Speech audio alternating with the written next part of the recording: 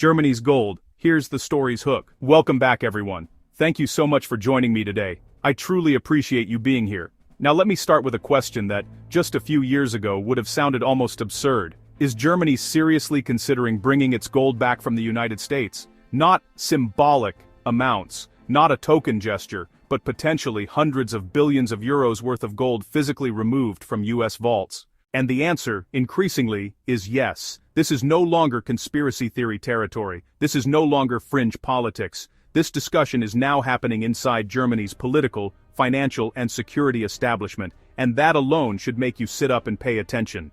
Because when gold re-enters the political spotlight, it's never just about metal. It's about power, sovereignty, and trust. And more importantly, it's about who no longer trusts whom. Before we go any further, make sure to like this video, because it really helps push this content out to more people. And if you want deep dives into geopolitics, economics, and power shifts like this one, subscribe to the channel. You won't want to miss what's coming next. Germany's map highlights where this gold matters. Let's start with the basic facts that are rarely explained clearly. Germany holds the second largest gold reserves on Earth, right behind the United States. In total, Germany's gold stockpile is worth close to $450 billion at current prices. But here's the part that shocks most people. Only a little over half of that gold is actually inside Germany. Roughly 37%, about 1,236 tons, is stored in the vaults of the Federal Reserve Bank of New York. That's around $165 to $185 billion worth of German national wealth sitting under Manhattan. Another significant portion is held in London, and a smaller amount remains in Paris. To modern ears, that sounds insane. Why would a country leave such a massive share of its national wealth abroad?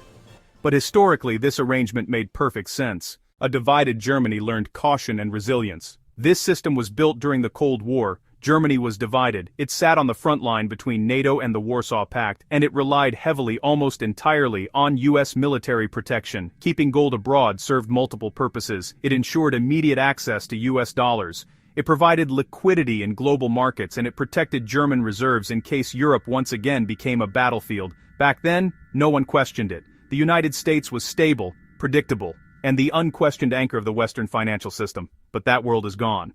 The real story here isn't gold. The real story is that the transatlantic relationship is cracking, and everyone can see it. Trade wars, tariffs, sanctions, financial coercion, open threats, even against allies. The assumption that Washington is a permanently reliable partner has been quietly collapsing, and under the Trump era, that collapse accelerated dramatically. Trump doesn't see alliances as partnerships. He sees them as leverage relationships. His worldview is simple. As long as the US projects enough economic and military power, the world will remain unipolar. But reality has already moved on. The world is no longer unipolar, and Germany, painfully, is being forced to adjust to that fact. If you're finding this analysis useful so far, drop a comment below and let me know what country you're watching most closely right now. I read every single one. Across Europe, power balances are shifting fast. Here's where things get really interesting. For decades, calls to bring Germany's gold home came mostly from Alternative for Deutschland, framed in nationalist and patriotic terms. That made it easy for the mainstream to dismiss the idea entirely. But that firewall has now collapsed. Marie-Agnes Strack-Zimmermann, chair of the European Parliament's Committee on Security and Defense, openly called for Germany's gold to be brought back from the United States, and fast. Think about that. A statement like this would have been unthinkable just a year or two ago. It tells you how dramatically the political climate has shifted.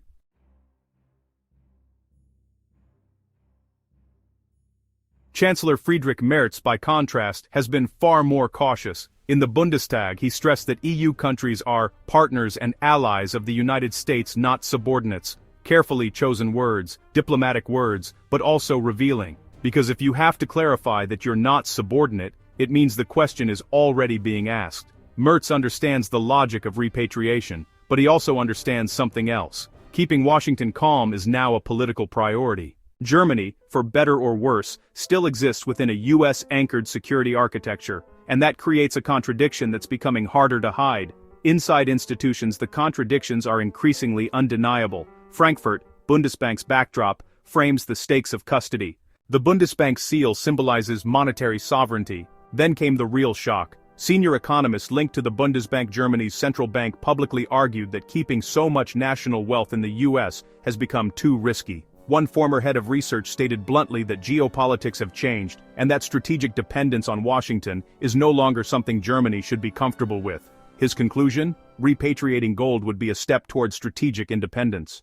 That argument is spreading fast. Governments sense momentum behind repatriation talks. Michael Jaeger, head of the European Taxpayers Association, went even further. He asked a question that cuts to the bone. In a serious political confrontation, would Germany even be able to access its gold?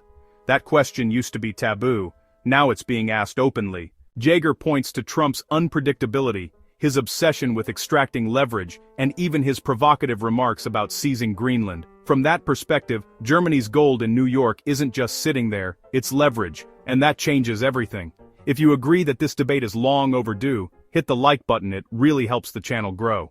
Brussels in rain mirrors Europe's uneasy mood.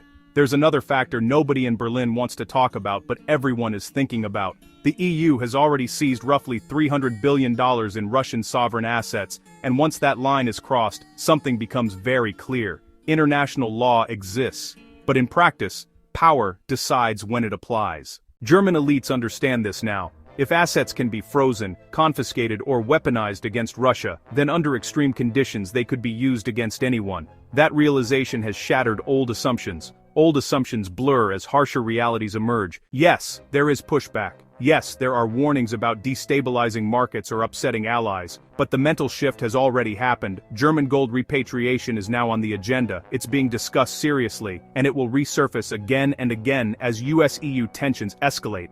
Even critics quietly admit that the old framework no longer feels safe. Berlin at dusk, hard truths are unavoidable. Here's the uncomfortable reality. As long as Germany hosts a large permanent US military presence, full financial independence remains limited. Some compare it quietly to Japan's situation. And if Berlin were to formally request full gold repatriation tomorrow, the answer would almost certainly be no. Not just from Washington, but from London and Paris as well. Because gold repatriation isn't just financial. It signals political autonomy, and that kind of shock sends tremors through the entire European power structure.